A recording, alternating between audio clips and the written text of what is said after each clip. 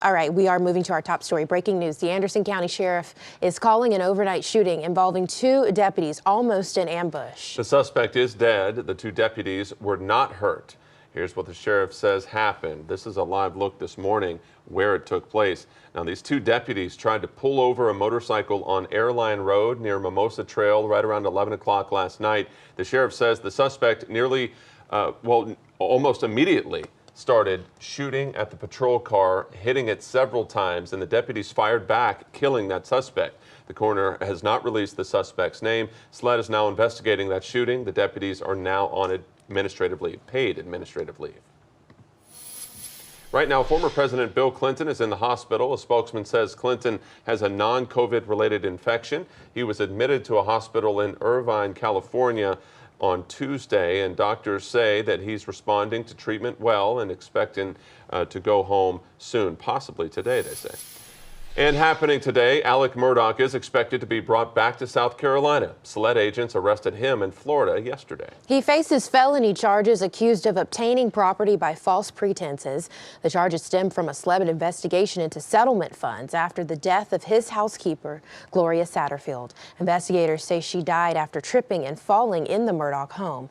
Murdaugh was a prominent attorney in Hampton County. His wife Maggie and son Paul were found dead at their Colleton County property in June and September. Murdaugh was charged with insurance fraud after investigators say he recruited Curtis Smith to shoot him so his remaining son, Buster, could collect insurance money. Murdaugh's lawyers say he will cooperate with investigators.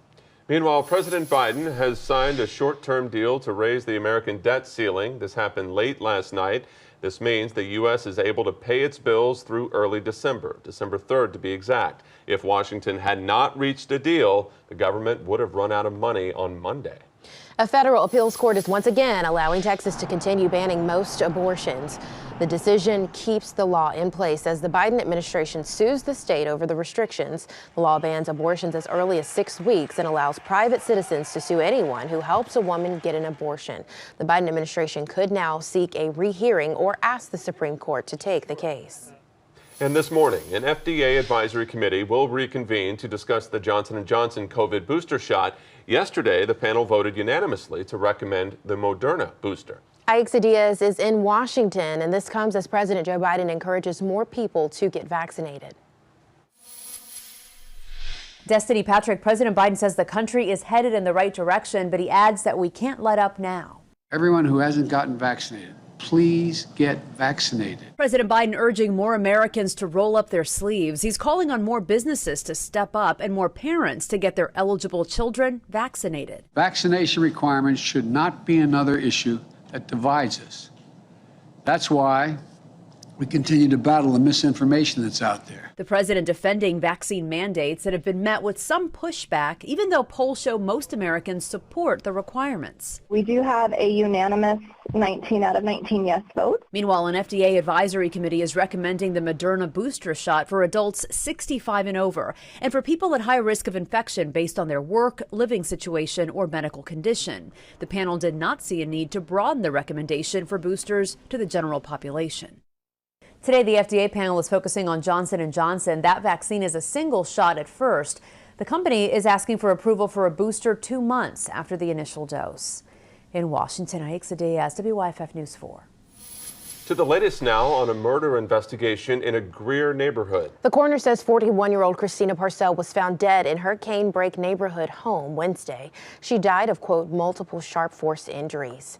Investigators are now asking everyone in the neighborhood to check surveillance cameras and Ring doorbell footage. If you know anything, contact Crime Stoppers at 23-CRIME. Former President Trump advisor Steve Bannon could soon be held in criminal contempt after refusing to meet with the committee investigating that January 6th Capitol riot. Former President Trump's counsel advised former aides not to cooperate with the committee. The committee will vote on Tuesday to see if they'll be holding Bannon in contempt. The fourth check for the enhanced child tax credit goes out today. The IRS says the average amount is $428. The coronavirus relief package in March is making the credit fully refundable, triggering the payments. The IRS says agents are having a hard time getting checks to low-income families that didn't file taxes in 2019 and 2020.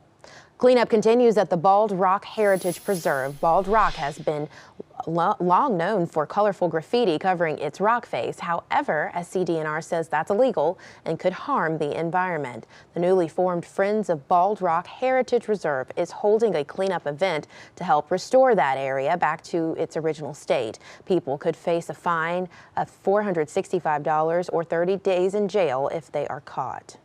About 10,000 United Auto Workers union members are now on strike against John Deere. 11 factories and 3 distribution centers are shut down, including one in Georgia. Workers are demanding higher pay and a bigger cost of living adjustment, among other things.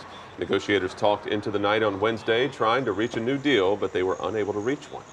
And workers at Kellogg are still on strike at several cereal plants across the country. Employees want better pay and better benefits. This strike has now entered its second week. 17 Nebraska state senators sent a letter to Kellogg's CEO supporting those workers. Well, the Mum Fest in Anderson County starts today. Denver Downs Farm is celebrating the fall flowers. The annual fall festival adds 2 acres of mums, tons of pumpkins, and you pick sunflowers and zinnias. Add that to the live music, food, and family activities. It's going to be a blast. You can check out all the fun today and tomorrow from 10 in the morning until 10 at night, and Sunday 1 till 6.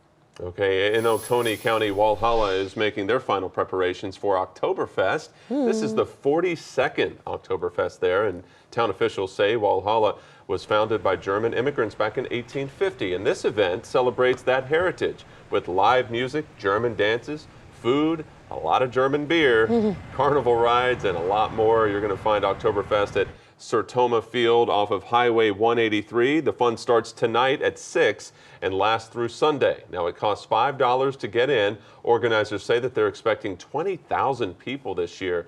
This is one of Walhalla's biggest events of the year.